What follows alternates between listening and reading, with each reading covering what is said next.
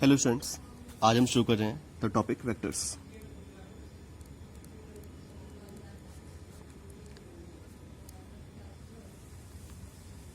अगर आप फिजिक्स से रिलेट करते हैं मीन्स फिजिक्स के स्टूडेंट है या फिर मैथ्स के स्टूडेंट है, फिजिक्स के लिए हैं तो काफ़ी ज़रूरी है आपके लिए ये पूरी बुक के लिए, क्योंकि हम वेक्टर्स क्लास 11th और 12th दोनों में पढ़ने वाले हैं अच्छे से। And if you are in maths तब तो आपके लिए बहुत ज़्यादा ज़रूरी है, और अगर आप फिजिक्स मैथ्स में हैं तब भी इसको काफ़ी अच्छे से देखिएगा। हम यहाँ पे दोनों तरह के क्वेश्चन देखने वाले हैं। इट मीन्स फिजिक्स में कहाँ कहाँ तक इस्तेमाल होते हैं ये क्वेश्चंस। साथ ही मैं आपको ये भी बताऊंगा कि आप मैथ्स में किस किस एक्सरसाइज में पढ़ेंगे टॉपिक्स। हम मैथ्स वाले क्वेश्चन तो यहाँ पे फिलहाल कर नहीं रहे, हम सिर्फ उतना हिस्सा कर रहे हैं जो फिजिक्स में रिलेटेड होगा। आइए शुरू करते हैं। तो वेक्टर्स देखने से पहले हम देखते हैं that what are the scalars. Scalars क्या होते हैं? स्केलर वो कोई भी क्वांटिटी है, any quantity which has only magnitude, having magnitude only. Quantities having magnitude only, जो इसके हम बेसिक डेफिनेशन पढ़ते हैं। इस मैग्नीट्यूड का मतलब क्या है? इसका सीधा साधा मतलब है दैट इससे कुछ वैल्यू है, 4, 5, 6, कोई भी एक number, any constant is it's value. यानी कि अगर मैं मान के चलता हूँ, यदि मैं लेता हूँ मास, इसकी कुछ वैल्यू होती है 4, 5, 6, 7, 8, 9, 10, कोई भी अच्छा कीजिए। अगर मैं लेके चलता हूँ distance between A and B, between some distance between 2 points, 10 kilometre, 20 kilometre, कोई भी चीज़ है, इनकी कोई दिशा नहीं है। जो चीज़ें हैं आपने ये सुन रखी होगी पहले भी बचपन में, जब भी आपने 9th क्लास में सो क्या होगा, इनकी कोई डायरेक्शन नहीं है। So these are called scalars. But हम देखते हैं that what are the vectors, क्योंकि अगर आप वेक्टर जानोगे सही से तब शायद आपको स्केलर और वेक्टर में अंतर पता चलेगा। ज़्यादातर चीज़ें जो हम पढ़ते हैं, जो अभी तक आपने पढ़ी है, वो स्केलर्स में आती है। ऐसे नहीं कि हर चीज़। मान लीजिए अगर मैं क्लास 8 तक की बात करता हूँ तो ज़्यादातर चीज़ें स्केलर्स आती हैं। 8 के बाद हम वेक्टर्स में हल्का सा पहुँचते हैं। क्लास 9 से टीचर्स बताने की कोशिश करते हैं, शायद उतना क्लियर नहीं होता, कुछ लोगों का हो जाता है क्लियर। अभी हम देखते हैं दैट पहले vectors, what are the vectors. Vectors का मतलब क्या होता है? एक और वेक्टर क्लियर हो गया तो आपको स्केलर और वेक्टर के बीच की जो दूरी है, जो अंतर है बेसिकली, वो आपको पता चल जाएगा। So what are the vectors, थोड़ी तसल्ली से देखिएगा। हो सकता है आपको स्टार्टिंग में, क्योंकि अभी तक आपने इसके बारे में ज़्यादा पढ़ा नहीं है, तो हो सकता है आपको स्टार्टिंग में हल्का से बोर्ड लगे। बट अगर आप इसको धीरे धीरे कोशिश करिएगा आगे, अपना बस हल्का सा थोड़ी देर के लिए फोकस रखिए, अगले 2 मिनट के लिए कम से कम फोकस रखिए, फिर देखिए क्या आप इसके क्वेश्चंस या इसका मतलब आप समझ पाते नहीं समझ पाते। What are the vectors? Vectors are the quantities having magnitude and direction also. Having magnitude and direction,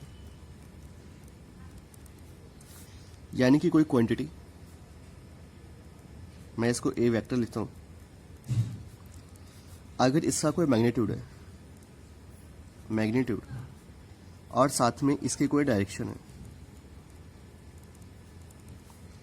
यानी कि मैग्नीट्यूड और डायरेक्शन किसी भी एक क्वांटिटी का अगर मैं मल्टीप्लाई कर दूं तो वो वेक्टर बन जाएगा।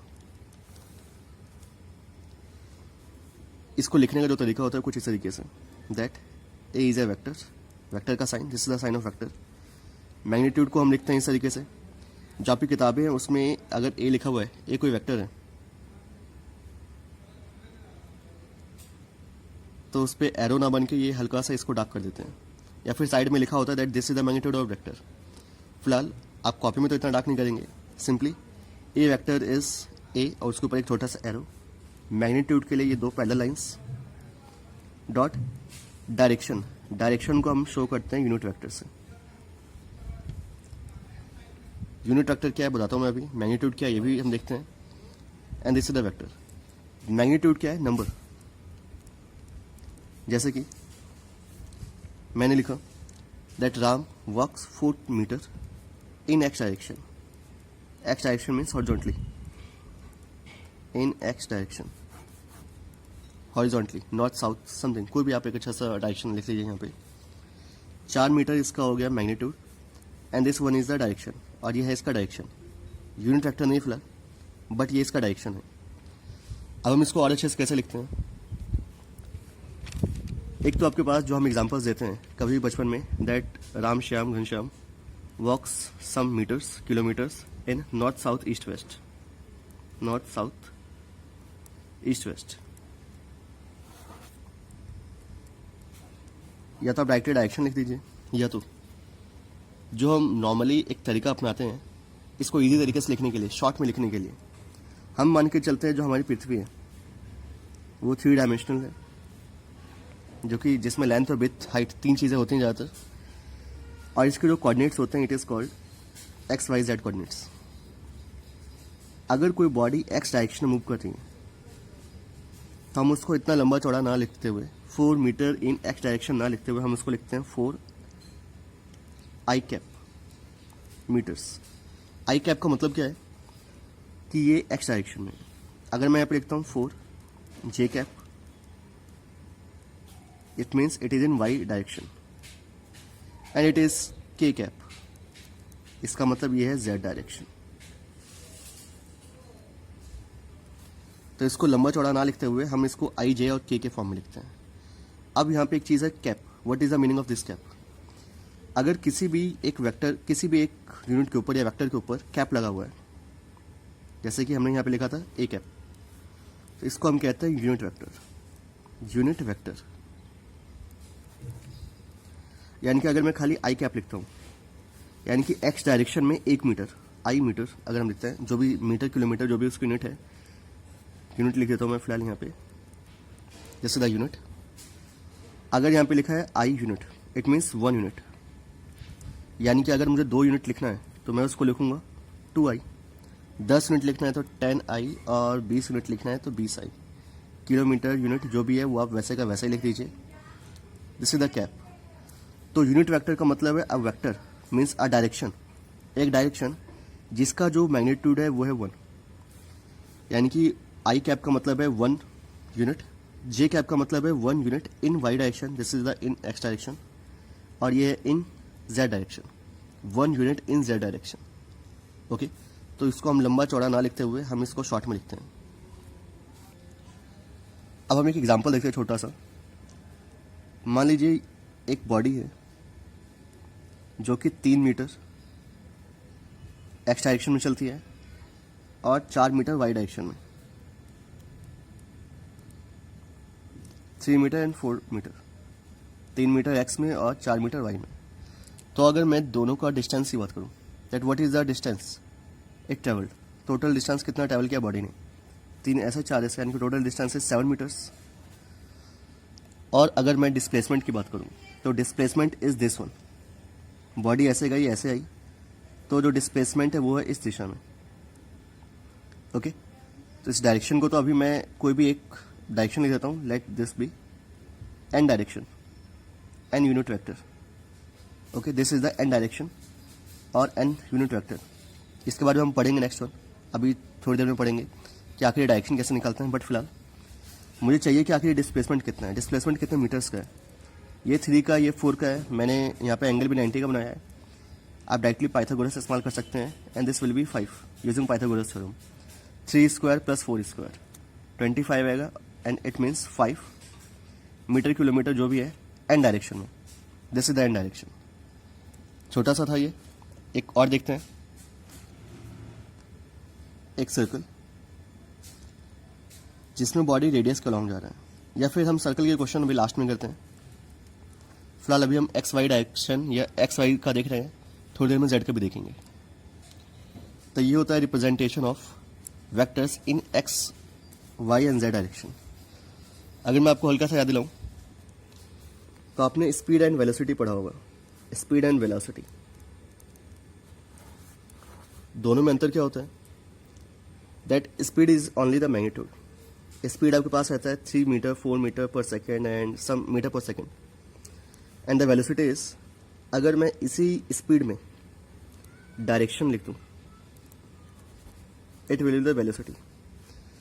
इफ स्पीड में, अगर आप स्पीड में डायरेक्शन दर्शा दीजिए, रिप्रेजेंट कर दीजिए, it will be your velocity. लेकिन स्पीड और वेलोसिटी में थोड़ा सा अंतर और होता है। क्या? That speed depends on the distance, speed depend करते हैं डिस्टेंस पे, द एक्चुअल पाथ ट्रेवल्ड, जो सही रास्ता ट्रैवल किया गया दैट इज द स्पीड, और वेलोसिटी डिपेंड करते हैं इनिशियल फाइनल पोजीशन पे। ओके, यहाँ से एक छोटा सा पॉइंट आता है कंजर्वेटिव। जो वेक्टर्स हम लेके चलते हैं, हम वो मान के चलते हैं, ज़्यादातर जो होते हैं वो कंजर्वेटिव्स होते हैं, क्योंकि ज़्यादातर जो वेक्टर क्वांटिटीज़ होती हैं वो डिपेंड करते हैं डिस्प्लेसमेंट पे, और डिस्प्लेसमेंट होता है conservative. What is the meaning of conservative here? Conservative का मतलब क्या है? आपने एक पॉइंट माना ए और बी, ए से बी जाने के बहुत से रास्ते हैं,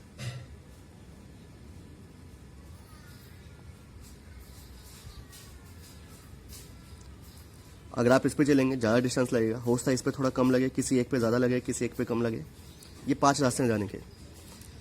तो अगर मैं डिस्टेंस देखूंगा तो सभी में जो डिस्टेंस आएगा वो अलग अलग आएगा। तो जिसमें कोई अगर क्वांटिटी है, अगर कोई भी क्वांटिटी पाथ पे डिपेंड करती है, जैसे कि डिस्टेंस डिपेंड करते हैं इन पाथ्स पे, आप जिससे चलोगे उस पर वो डिपेंड करेगा।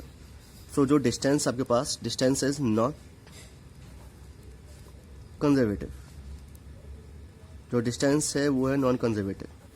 अब इसी से आपको कंजर्वेटिव का मतलब आ गया को समझ में, जो पाथ पे डिपेंड ना करे, जो डिपेंड करे सिर्फ इनिशियल एंड फाइनल पोजीशन पे, जैसे कि डिस्प्लेसमेंट इज कंजर्वेटिव। वो सारी क्वांटिटीज जो लगभग डिस्प्लेसमेंट पे डिपेंड करती हैं, जिसमें डिस्प्लेसमेंट आता है या जो डिस्प्लेसमेंट से अपना काम करती हैं, जैसे कि वेलोसिटी, डिस्प्लेसमेंट अपॉन टाइम। पहले आप डिस्प्लेसमेंट निकालेंगे, उसके बाद वेलोसिटी फाइंड करेंगे। It means it is also conservative. तो ज़्यादातर जो आपके पास वेक्टर क्वांटिटीज़ होती हैं, मैं भी सभी के लिए तो नहीं कह सकता, I am not confirm about it, but जो वेक्टर क्वांटिटीज होती हैं वो ज़्यादातर कंजर्वेटिव होती हैं। Conservative means the quantity which does not depends on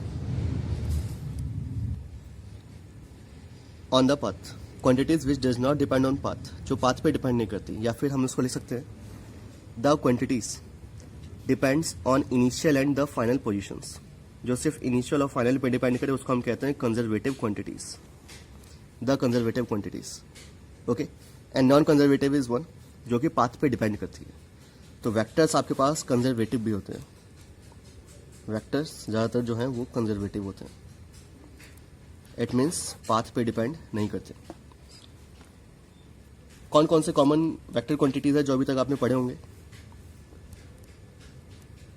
vector scalar का एक छोटा सा एग्जांपल देख लेते हैं। स्केलर में हम पढ़ते हैं मास, और वेक्टर में हम देखते हैं वेट। अगर आपको हल्का सा बेस पता है मास एंड वेट का, तो मास किसी भी एक एक्चुअल बॉडी का कंटेंट होता है, किसी भी डायरेक्शन में नहीं होता, या फिर आप किसी भी डायरेक्शन में बोल सकते हैं, सभी डायरेक्शंस में हो सकता है। और जो वेट होता है, weight is always downwards, weight हमेशा नीचे की ओर होता है।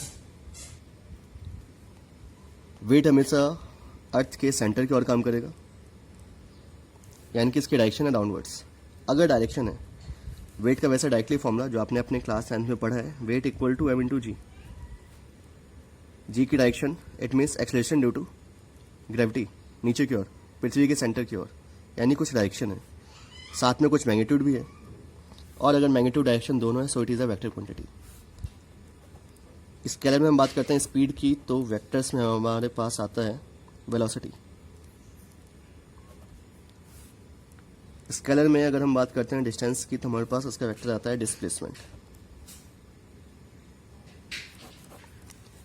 ऐसे बहुत से क्वांटिटीज़ है जो कि आप वेक्टर्स में पढ़ सकते हैं और स्केलर्स में पढ़ सकते हैं। अगर आप अपने नेट पर सर्च करेंगे तो आपको स्केलर के बहुत से क्वांटिटीज़ मिलेंगी, एज वेल एज वेक्टर्स के भी काफ़ी सारी क्वांटिटीज़ मिलेंगी। इसको कुछ एग्जांपल्स ध्यान रखिएगा, क्योंकि आपके एग्जाम में क्वेश्चंस आते हैं। That classify the following units into vector and scalars. Practice this. मिलते हैं नेक्स्ट वीडियो में। नेक्स्ट वीडियो में हम देखेंगे कि आखिर जो हमने यहाँ पे फॉर्मूला लिखा था, vector is equal to magnitude into direction, ये क्वेश्चंस कैसे होंगे। इन क्वेश्चंस के बेसिस पे हम, इन फॉर्मूलाज के बेसिस पे हम कुछ क्वेश्चंस देखेंगे नेक्स्ट वीडियो में। Thank you.